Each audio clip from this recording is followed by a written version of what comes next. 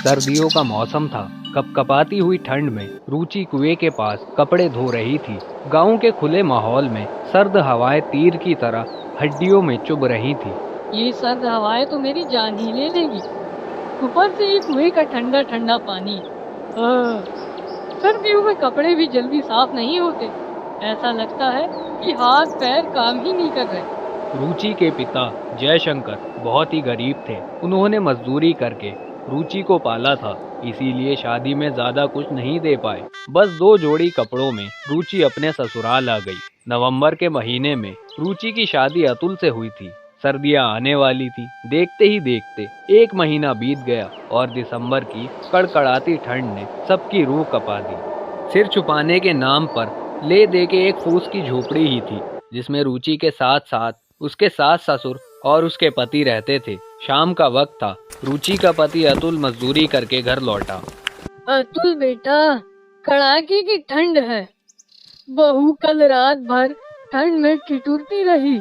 तू ये कंबल बहू को दे देना। कहना आज से इसे ही ओढ़ कर सोए।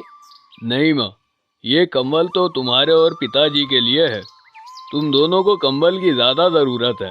सर्दी है ना, बिना कंबल के आप दोनों की तबीयत खराब हो जाएगी। लेकिन बेटा, बहू अभी नई नई हमारे घर आई है। कल वो एक पतली सी चादर ओढ़ कर सोई थी और ठंड के मारे उसके दांत किटकिटा रहे थे।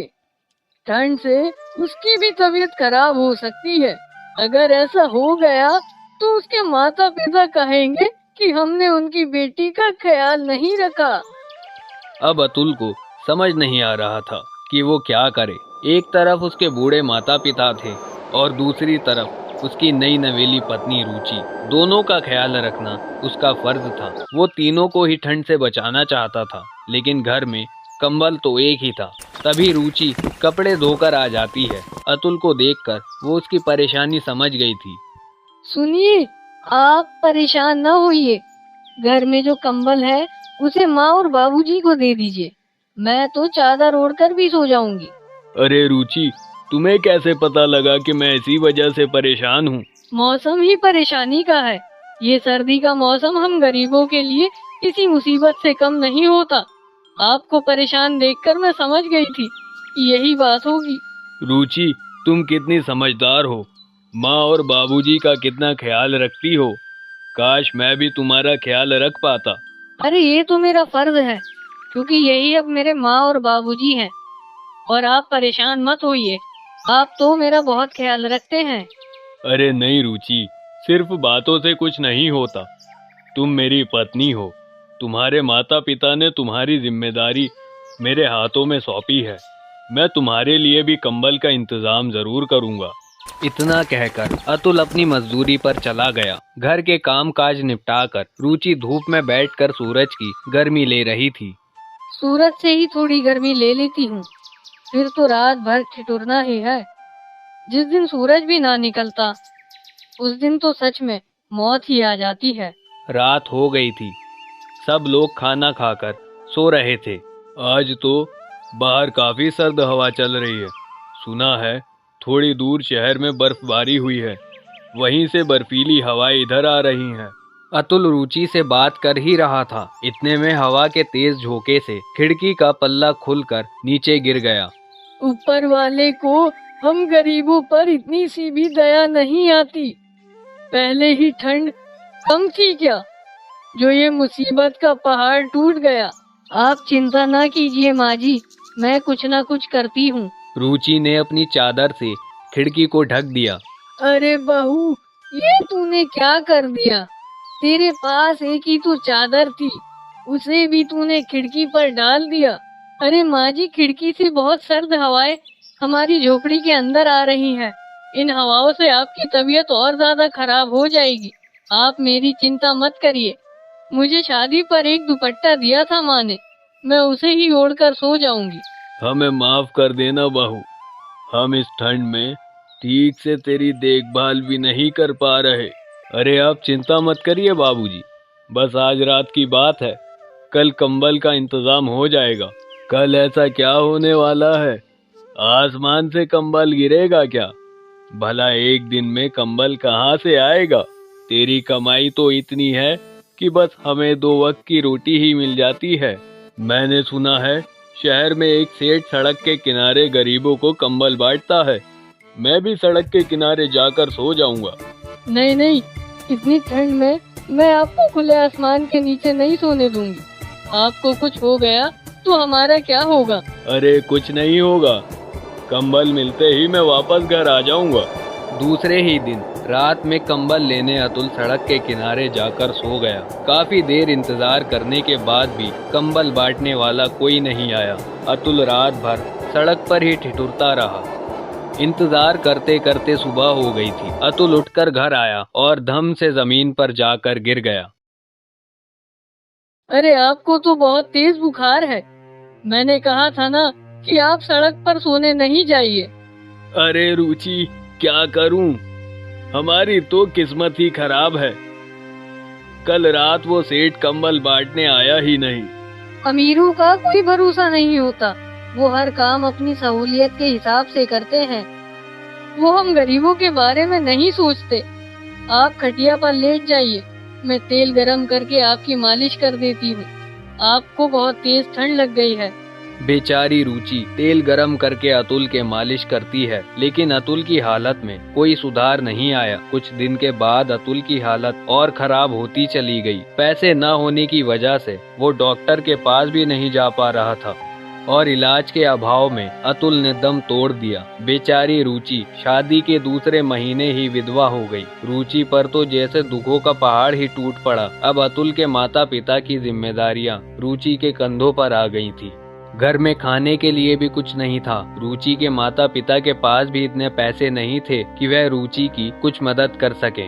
रुचि बेटा, तू अब हमारे साथ घर चल। तू यहाँ अकेली कैसे रहेगी? तेरे पास तो एक कंबल भी नहीं है। नहीं पिताजी, अब यही मेरा घर है और मैं अकेली कहाँ हूँ। माँ और बाबूजी भी मेरे साथ हैं। मैं अगर इन्हें छोड़कर चली गई तो इनका ध्यान कौन रखेगा? ठीक है रुचि बेटा, जैसी तेरी मर्जी। मैं चलता हूँ, तू अपना ध्यान रखना। अतुल तो हमें छोड़कर चले गए। अब माँ और बाबूजी को कहाँ से खिलाऊंगी और उनकी दवाइयाँ कहाँ से आएंगी? घर में खाने के लिए भी कुछ नहीं है। भूख और ठंड के मारे इन्हें भी कुछ हो गया तो मैं अपने आप को माफ नहीं कर पाऊंगी। ना अतुल मेरे लिए कंबल लेने जाते और ना ही उनकी जान जाती। ये सब मेरी ही वजह से हुआ है। रुचि बेटा, होने को जो मंजूर था वो हो गया। माँ जी, मेरी वजह से आपका बेटा छिन गया। मैं कुछ न कुछ करके आप दोनों की जिम्मेदारियाँ उठाऊंगी। इतना कहकर रुचि काम की तलाश में बाहर निकल पड़ती है। काम ढूंढते ढूंढते वो शहर चली गई। शहर में रुचि ने देखा कि लोग अच्छे अच्छे गर्म कपड़े और कोट पहनकर घूम रहे हैं। ठंड तो इन अमीरों की ही है। हमारी ऐसी किस्मत कहाँ कि हम गर्म कपड़ों में घूमें। हमें तो एक कंबल के लिए भी कुर्बानियाँ देनी पड़ती हैं। और रुचि घर घर घूमकर काम मांगने लगती है। मालकिन, मैं काम ढूंढ रही हूँ। अगर आपके घर में कुछ काम हो तो मैं काम करने के लिए तैयार हूँ। हाँ हाँ, मुझे काम करने वाले की तलाश भी है।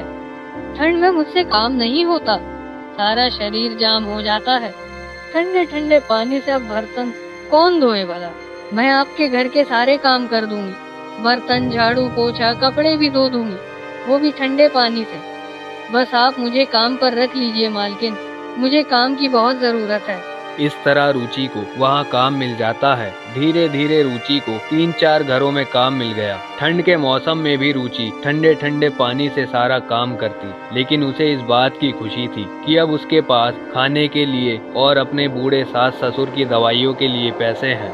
कभी कभी तो शहर में बर्फबारी भी होने लगती, लेकिन रुचि फिर भी काम पर जाती, कभी छुट्टी नहीं करती। काम करते करते रुचि को अब 1 महीना बीत गया। रुचि, आज तुम्हें काम करते हुए पूरा 1 महीना बीत गया। ये लो तुम्हारी पगार और ये मेरी तरफ से एक कंबल भी रख लो। मेरे पति रोज रात को सड़क के किनारे सो रहे गरीबों को कंबल बांटते हैं। उन कंबलों में से मैंने तुम्हारे लिए भी एक कंबल निकाल लिया। उस कंबल को देखकर रुचि की आंखों में आंसू आ जाते हैं। क्या बात है रुचि, तुम रोने क्यों लगी? क्या तुम्हें ये कंबल पसंद नहीं आया? नहीं मालकिन, इस कंबल की तो मुझे बहुत जरूरत है। इस कंबल के ही लिए मेरे पति उस रात सड़क पर सोने गए थे। काश उन्हें उस दिन ये कंबल मिल जाता तो आज मैं विधवा नहीं होती। कंबल के इंतजार में वो सारी रात ठंड से ठिठुरते रहे और उनकी तबीयत बहुत खराब हो गई। पैसे नहीं होने के कारण उनका इलाज भी नहीं हो पाया और शादी के दूसरे महीने ही मैं विधवा हो गई। घर में एक ही फटा हुआ कंबल है जिसे मेरे सास ससुर ओढ़ते हैं। मालकिन, ये गरीबी बहुत बदनसीबों को मिलती है और सर्दियों का मौसम तो सिर्फ अमीरों के लिए ही सुहाना होता है। हम गरीबों की तो बस जान बच जाए वही बहुत है। रुचि की बात सुनकर मालकिन को बहुत दया आ गई और उन्होंने रुचि को 2-2 कंबल दिए। ये लो रुचि, ये दोनों कंबल ले जाओ। एक तुम्हारे लिए और दूसरा तुम्हारे सास ससुर के लिए। और ये कुछ गर्म कपड़े भी रख लो, तुम्हारे और तुम्हारे सास ससुर के काम आएंगे।